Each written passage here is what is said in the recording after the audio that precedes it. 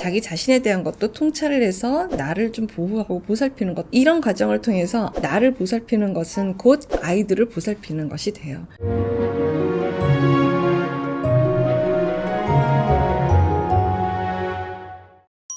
오늘도 받은 사례에 대해서 한번 다뤄보도록 하겠습니다.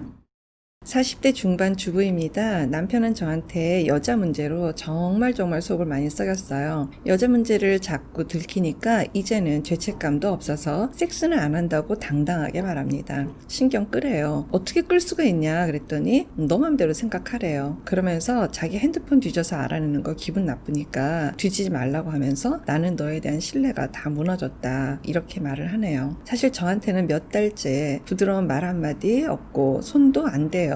조금만 늦게 들어와도 어떤 여자 만나느라 그런 것 같고, 더 늦은 밤이면 둘이 엉겨있는 상상도 하게 됩니다. 하지만 정말 치사해서 말하고 싶지 않아요. 말해봤자 오히려 더 큰 소리로 당당하게 저한테 미쳤다고 할 테니까요. 이혼 얘기를 제가 했더니 좋다, 하자, 이럽니다. 분하고 억장이 무너지지만 아이들을 생각하면 제가 어떻게 할 줄을 모르겠습니다. 선생님, 저 사랑받고 싶어요. 근데 제 주제도 모르고 나 같은 게 그런 헛된 꿈을 꾸나 봅니다. 길에서 부부끼리 정답게 얘기하는 거 보면 눈물이 나고 부럽고 합니다. 정말 죽을 만큼 너무 힘듭니다. 남편한테 무신경해질 수 있는 방법이 있나요? 얼마나 괴로우면 남편한테 무신경하고 싶다고 얘기를 할까, 너무 속상하네요. 어쨌든 이 부인한테는 대전제가 하나가 있어요. 살겠다는 거죠. 아이들한테 상처 주고 싶지 않고 살겠다고 하는 건데, 이미 아이들한테는 너무 큰 상처가 가고 있고 이걸 정말 유지를 해야 되나 싶은 생각이 많이 들겠죠. 그럼에도 불구하고 살겠다고 하는 걸 보면 부인이 혼자 살 자신이 일단 없고, 경제적 상황이라든지 갑자기 사회에 나가서 어떤 일을 해서 아이들 둘을 건사하며 지낼 수 있을까, 이런 세상에 대한 두려움도 너무 많아서 당장은 이러지도 저러지도 못하고 있는 그런 상황 같습니다. 이 부인이 지금 당장 뭔가를 할 수는 없을 것 같아요. 그리고 이 부인을 남편이 제대로 들여다볼 것 같지도 않아요. 이거는 당당함을 넘어서 부인의 존재를 완전히 지금 하락시키고 부인의 존재감을 굴복시키겠다고 하는 것처럼 태도를 지금 취하고 있기 때문에 이 남편을 지금 당장 어떻게 변화시키는 건 어려울 것 같아요. 대신에 부인이 부인을 변화시킬 수는 있을 것 같아요. 지금 현재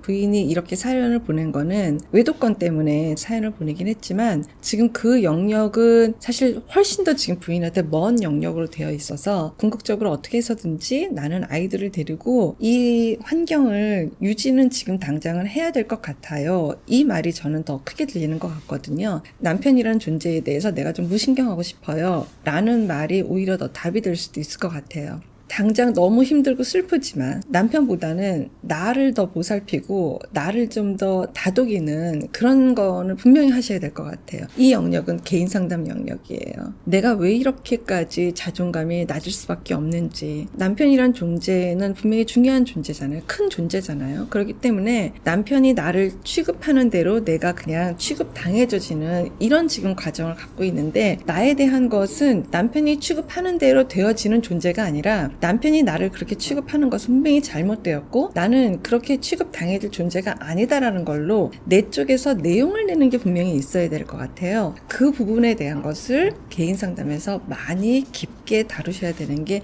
이 부인한테 너무 중요할 것 같아요. 그래서 자기 자신에 대한 것도 통찰을 해서 나를 좀 보호하고 보살피는 것도 하지만, 이런 과정을 통해서 아이들은 분명히 건질 수 있어요. 나를 보살피는 것은 곧 아이들을 보살피는 것이 돼요. 이것만이라도 좀 제대로 된다고 하면 지금처럼 이렇게까지 괴롭지는 않을 것 같아요. 부인이 이렇게 좀 의연한 태도와 무게감 있고 굉장히 진중한 어떤 자기 자신에 대한 태도가 점점 나오면 남편은 더 이상 부인을 무시하기가 불편해져요. 부인의 기류가 바뀌면 남편의 기류도 분명히 바뀌어요. 부인을 대하는 기류가 바뀌어요. 지난번 영상에서도 얘기한 것 같은데, 그때야 비로소 부인에 대해서 관심이 가져요.